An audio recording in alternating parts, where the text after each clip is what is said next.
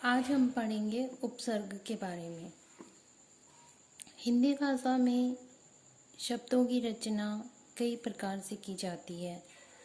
इन्हीं में से एक विधि है उपसर्ग, जिसमें शब्दों के आरंभ में कुछ शब्दांश जोड़कर नए शब्द बनाना। इस तरह से प्राप्त नए शब्द के अर्थ में नवीनता देखी जा सकती है। जैसे हार मूल शब्द में आ, प्र, वी, सम आदि जोड़ने से हमें ऐसे कई नवीन शब्द मिलते हैं जिनके अर्थ मूल शब्द हार से पूरी तरह अलग हैं। जैसे हार। हार शब्द का अर्थ तो पराजय है, या फिर फूलों का हार भी कह सकते हैं, या फूलों की माला भी कह सकते हैं। लेकिन हार में जब हम आ शब्दांश जोड़ते हैं तो वो बन जाता है आहार। आहार का मतलब भोजन। और अगर हम प्र उपसर्ग जोड़ते हैं तो प्रहार। प्रहार मतलब चोट। वैसे ही विधन हार। विहार, और विहार का अर्थ होता है घूमना। उपसर्ग की परिभाषा। उपसर्ग की परिभाषा तो छठी क्लास से ही शुरू हो जाती है, जो आपने भी कई बार पढ़ी होगी और आपको भी कई बार पढ़ते पढ़ते याद भी हो गई होगी।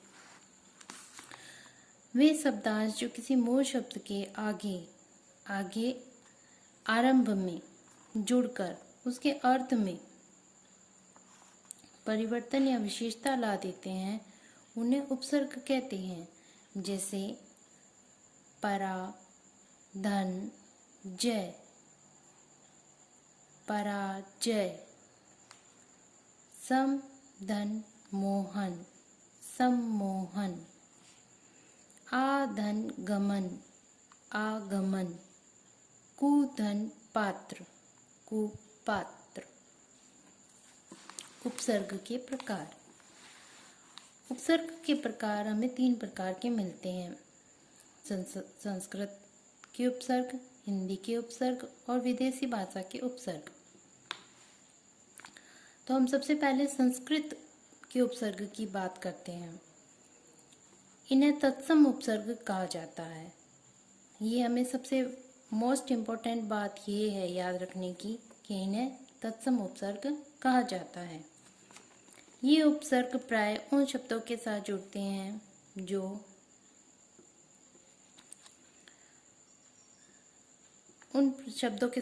हैं जो संस्कृत भाषा से हिंदी में आए हैं। जैसे अति, धन, आचार अर्थात अत्याचार,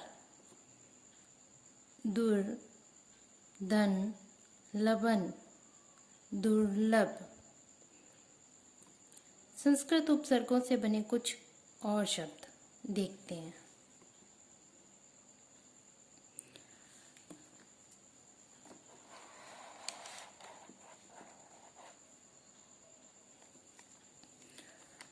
उपसर्ग, मूल शब्द और उससे बना नया शब्द।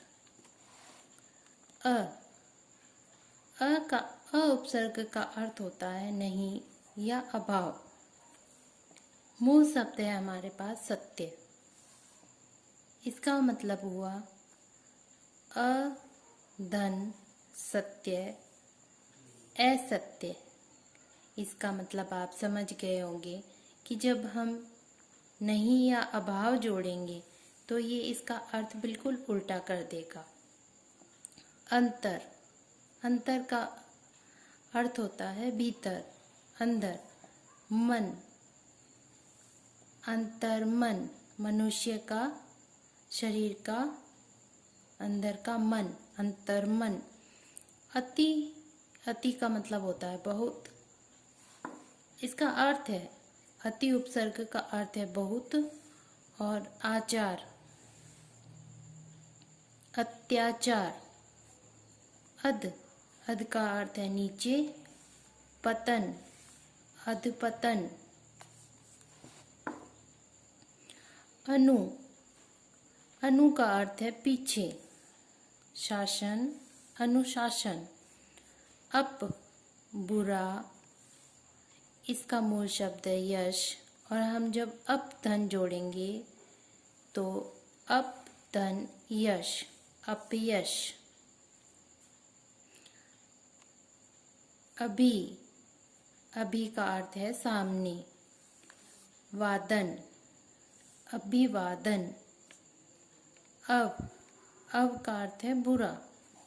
गुण, अवगुण। उत का अर्थ है ऊपर। चारण, उत धन चारण, उच्चारण। उच्चारण का अर्थ होता है कि थोड़ा और ऊपर। उच्चारण का अर्थ तो होता है कि बोलना, लेकिन उत का अर्थ होता है ऊपर। गौण, गौण का उप का अर्थ होता है गौण। चार, उपचार। कु का अर्थ होता है हमेशा हमें पता ही है कि बुरा होगा। जैसे अगर हम कु पुत्र के साथ जोड़ते हैं तो ये कुपुत्र बन जाएगा। दुष का भी बुरा होगा। साहस, साहस अच्छा है, साहस है हम में, लेकिन अगर इसके साथ साहस जुड़ता है तो ये बुरा साहस हो जाएगा। निस, इन दोनों का ही अर्थ, ये तुम्हें ध्यान रखने वाली बात है और ये बहुत ही इम्पोर्टेंट है कि निर और निस, इनका अर्थ होता है रहित, बल, फल। निर्बल, निष्फल। परा, परा का मतलब होता है उल्टा, पीछे। जय, पराजय। परी, परी का अर्थ होता है चारों ओर, आवरण। पर्यावरण, हमारे चारों ओर का आवरण, पर्यावरण। पुनर, दोबारा। जन्म, पुनर्जन्म। अधिक, प्र का हमेशा अधिक होगा। यतन, प्रयत्न, बार बार यत्न करना। अधिक प्रयत्न करना मतलब अधिक यत्न करना। प्रति का मतलब होता है हर एक, प्रत्येक, हर एक। स्वयं, खुद। सेवक, स्वयं सेवक। सत, अच्छा। कर्म, सत्कर्म। सम का होता है बराबर। कालीन, समकालीन। समकालीन का मतलब होता है बराबर। सम का मतलब बराबर और कालीन का मतलब होता है समय, तो बराबर के समय, उसी समय के या बराबर का। स्व मतलब अपने आप। निर्देश, स्वनिर्देश।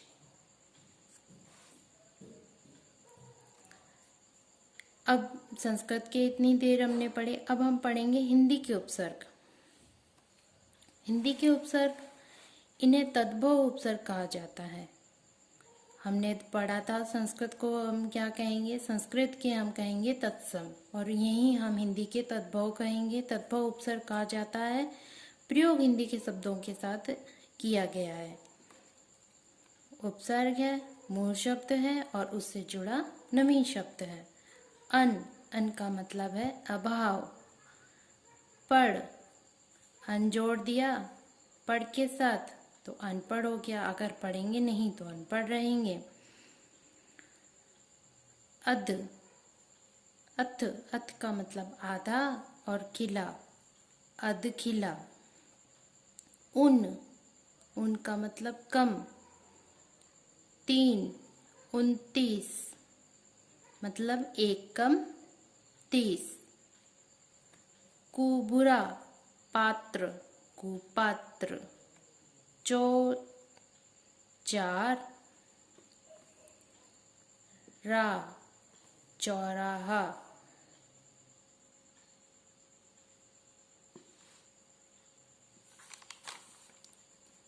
3 माँ, तिमाही।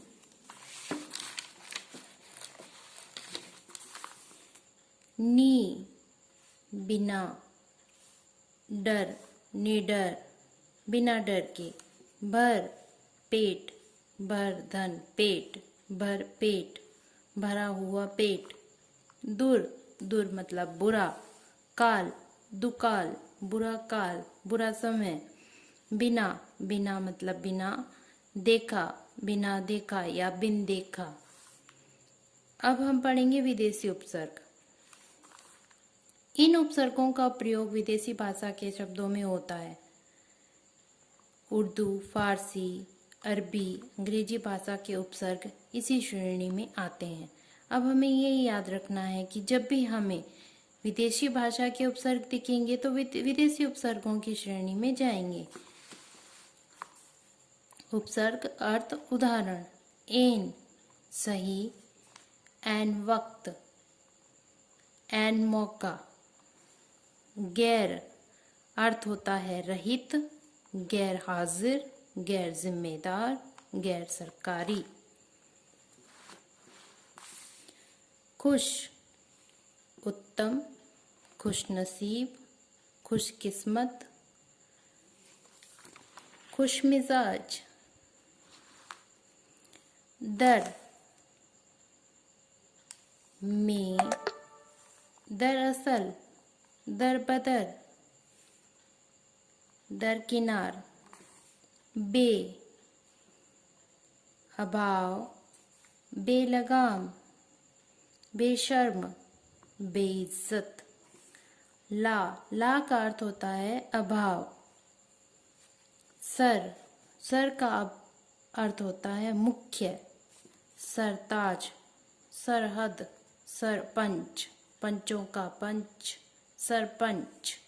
हम मतलब साथ। हम सफर, हम उम्र, हम राही। हर, हर मतलब मैंने बताया ही था। हर का मतलब होता है प्रत्येक, हर वक्त, हर तरह, हर रोज। सब, उप, sub inspector, sub incharge. Vice, उप, vice chancellor, vice principal. Deputy, उप सहायक। डिप्टी का अर्थ होगा उप सहायक। Deputy collector, deputy commissioner. Head, head का मतलब मुख्य। Head master, head constable. Chief, मुख्य। Chief minister, chief secretary. एक से अधिक उपसर्गों का प्रयोग।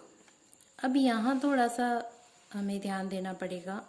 ये कठिन शब्द है क्योंकि यहाँ एक से अधिक उपसर्गों का प्रयोग हुआ है। समालोचना, सम आ लोचना। सम धन, आ धन, लोचना। व्याकुल, वी धन, आ धन, कुल। सुसंगठित, सुसंगठित। सु धन, सम गठित। असुरक्षा, अ धन, सु धन, रक्षा। समागम, सम धन, आ धन, गम।